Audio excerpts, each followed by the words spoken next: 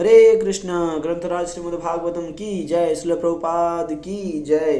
श्रीमद् भागवतम कथा रूप चैप्टर 94 कृष्ण बलराम का मथुरा में प्रवेश 10वां स्कंद। अक्रूर जी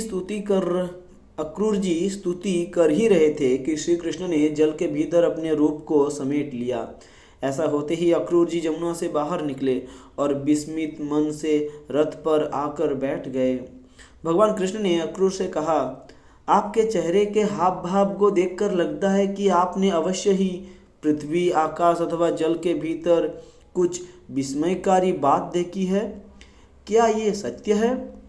श्री अक्रूर ने उत्तर दिया, हे भगवान, पृथ्वी, आकाश अथवा जल, इनमें जो कुछ भी अद्भुत है वह सब एक साथ आप में निवास करता है। एक बार आपके दर्शन करने पर ऐसी कौन सी अद्भुत बात है जो शेष रह जाती है? ये कहकर गांधिनी के पुत्र अक्रूर ने अपनी यात्रा जारी की और संध्या समय कृष्ण बलराम के साथ मथुरा नगरी में पहुंच गए। वे जिस किसी मार्ग में गुजरते वहां वसुदेव के पुत्रों को देखने के लिए गांव वाले जुट जाते। क्योंकि नंद महाराज और अन्य ग्वाले बन के छोटे मार्ग से आए थे, वे अक्रूर जी से पहले मथुरा पहुंच गए। वे मथुरा के बाहर ही बने एक उपवन में ठहरकर कृष्ण बलराम के आने की प्रतीक्षा करने लगे। नंद महाराज एवं गोपों से भेंट होने के बाद श्री कृष्ण ने अक्रूर जी का हाथ पकड़ा और मुस्कुराते हुए कहा, आप रथ लेकर अपने घर लौट जाइए। नंद महाराज एवं गोपों से भेंट होने के बाद श्री कृष्ण ने अक्रूर जी का हाथ पकड़ा और मुस्कुराते हुए कहा, आप रथ लेकर अपने घर लौट जाइए। हम कुछ समय यहाँ विश्राम करेंगे और फिर मथुरा नगरी देखने के लिए जाएंगे। श्री अक्रूर ने कहा, हे भगवान, मैं अकेले नगर में प्रवेश नहीं करना चाहता हूँ। मैं आपका भक्त हूँ और क्योंकि आप सदैव अपने भक्तों के प्रति स्नेहिल रहते हैं, इस प्रकार मेरा त्याग करना आपके लिए उचित नहीं है। कृपया अपने बड़े भाई गोपों तथा अपने सखाओं सहित मेरे घर आइए। मैं एक साधारण गृहस्थ हूँ जो नाना भोग विलास की वस्तुओं से आसक्त है। कृपया अपने चरण कमल रखकर मेरे घर को शुद्ध कीजिए। हे देवादिदेव, हे परम भगवान नारायण, मैं आपको प्रणाम करता हूँ। श्री कृष्ण ने कहा, मैं अपने बड़े भाई के साथ अवश्य ही आपके घर आऊँगा, परंतु पहले मैं यदुवंश के शत्रुओं का वध करके अपने मित्रों एवं शुभचिंतकों को संतुष्ट करना चाहता हूँ। निराश एवं भारी हृदय के साथ अक्रूर जी ने मथुरा में प्रवेश किया और कंस को अपने उद्देश्य के सफल होने की सूचना देकर घर लौट आए। संध्या समय श्री कृष्ण ने मथुरा नगरी में प्रवेश किया, जो नाना प्रकार से सजी हुई थी। नगर तथा घरों के प्रवेश पर मेहराबें थी और दरवाजे सोने से निर्मित थे। अनेकानिक उद्यान और उपवन नगर की शोभा बढ़ा रहे थे। लोगों के घर अत्यंत भव्य तथा सुनियोजित प्रकार से बने थे, मानो पूरी नगरी की योजना किसी एक अभियंता द्वारा बनाई गई हो। घरों के छज्जों अथवा छतों पर बैठे मोर तथा अन्य पक्षियों की किलकिलारियों से नगर गूंज रहा था। सड़कों पर सुगंधित जल का छिड़काव किया गया था और जहाँ देखो वहाँ फूलों की पत्तियों तथा धान्य बिखेरा गया था। प्रवेश द्वारों को जल से भरे घड़ों, आम की पत्तियों, बंधनवारों से सजाया गया था और उन पर दही और चंदन का लेप किया गया था। उन घड़ों के चारों ओर पंक्तिबद्ध दीप रखे गए थे तथा निकट ही फूलों के गुच्छे, ध्वजाएं, केले के तने तथा सुपारी के वृक्ष रखे गए थे। जैसे ही नगरवासियों ने कृष्ण बलराम के आगमन का समाचार सुना, वे दौड़कर उनके दर्शन के लिए आने लगे। जैसे ही अपने मित्रों से घिरे वसुदेव पुत्र कृष्ण राजमार्ग पर पहुंचे, नगर की स्त्रियां अपने घर की छतों पर जा जाकर उन्हें देखने लगी। उनके दर्शन की हड़बड़ी में कुछ स्त्रियों ने उल्टे वस्त्र पहन लिए, कुछ एक कान में कुंडल अथवा नुपुर पहनना भूल गई, जबकि कुछ स्त्रियों ने अपनी केवल एक ही आंख में काजल लगाया। भोजन कर रही स्त्रियां बीच में ही उठकर दौड़ी, जबकि स्नान करती कुछ स्त्रियां बीच में ही स्नानागार से सीधे छत पर पहुंच गई।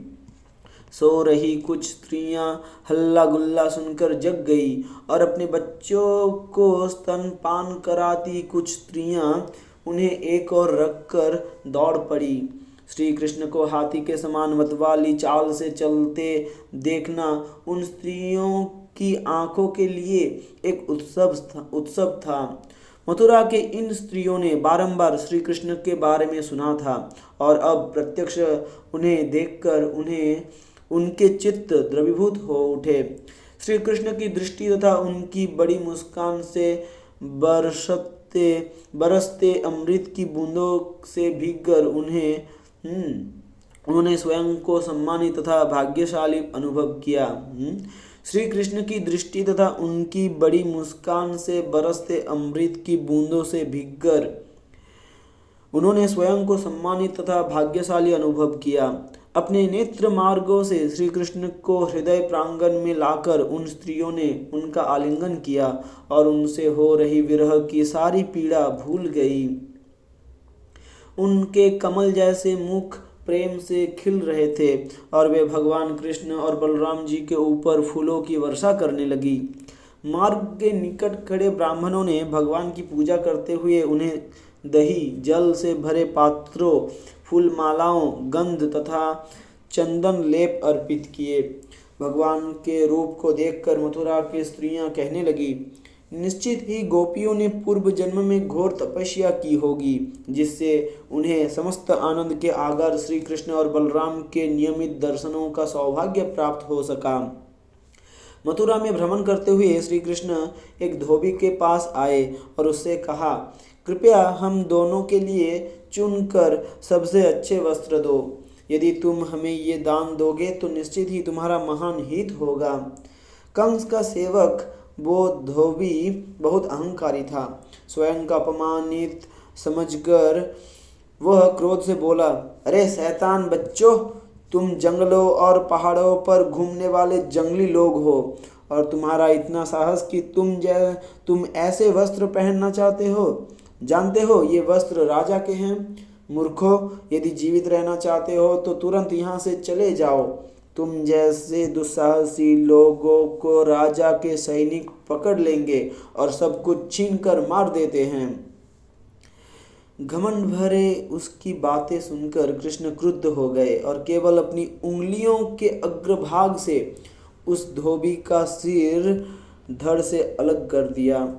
इसे देखते ही धोबी के सब नौकर चाकर सारे वस्त्रों को छोड़कर भाग खड़े हुए। तब कृष्ण और बलराम ने अपने मनपसंद वस्त्र पहने और बाकी बचे वस्त्र अपने मित्रों में बांट दिया। शेष वस्त्र भूमि पर इधर उधर बिखरे पड़े रहे। उस समय एक दर्जी वहां आया। वह भगवान का भक्त था और उसने कृष्ण के वस्त्रों पर कुछ और कपड़े जोड़कर उन्हें और अधिक सुंदर बना दिया। उन भव्य अलंकृत वस्त्रों को पहनकर कृष्ण और बलराम सबसे अनूठे लग रहे थे। उनकी जोड़ी उन दो काले और सफ़ेद हाथी जैसी लग रही थी, जिन्हें मानो किसी उत्सव के लिए सजाया गया हो। श्री कृष्ण दर्जी से अत्यधिक प्रसन्न हो गए। उन्होंने उसे वरदान दिया कि मृत्यु के पश्चात उसे वैकुंठ में स्वयं भगवान जैसा रूप प्राप्त होगा तथा इस जीवन में भी वह असीमित ऐश्वर्य, बल, प्रभाव, स्मृति तथा इंद्रिय शक्ति का भोग करेगा। वहां से चलकर कृष्ण और बलराम फूल बेचने वाले सुदामा के घर पहुँचे। दोनों भगवान को देखकर सुदामा तुरंत खड़ा हुआ और भूमि पर सिर रखते हुए उन्हें प्रणाम किया। उन्हें सुखद आसन देने तथा चरण धोने के बाद सुदामा ने कृष्ण, बलराम तथा उनके सखाओं की अर्घ्य, फूल मालाओं, पान, चंदन तथा अन्य उपहारों से पूजा की। तब सुदामा ने कहा, हे भगवान, आज आपके यहाँ आने से मेरा जीवन धन्य हो गया है। इस सेवक के लिए क्या आज्ञा है, कृपया कहिए। किसी भी प्रकार से आपकी सेवा में संलग्न होना जीवन का परम सौभाग्य है। भगवान की इच्छा को जानकर सुदामा ने उन्हें सर्वाधिक सुगंधित तथा ताजे फूलों से बने 2 हार दिए। उन्हें पहनकर कृष्ण, बलराम तथा उनके सखा अत्यंत हर्षित हो उठे। सुदामा बारंबार श्री कृष्ण बलराम को प्रणाम करने लगा और इन दोनों ने भी उससे मनचाहा वर मांगने के लिए कहा। सुदामा ने यही मांगा कि उसके हृदय में श्री कृष्ण के प्रति दृढ़ भक्ति, उनके भक्तों के प्रति मैत्री भाव तथा समस्त जीवों के प्रति करुणा रहे। इन वरों के साथ ही कृष्ण ने उसे बल, दीर्घायु, ख्याति, सुंदरता तथा उसके परिवार के लिए निरंतर बढ़ने वाली सुख समृद्धि प्रदान की। तब उससे विदाई लेकर कृष्ण बलराम आगे बढ़े। हरे कृष्ण।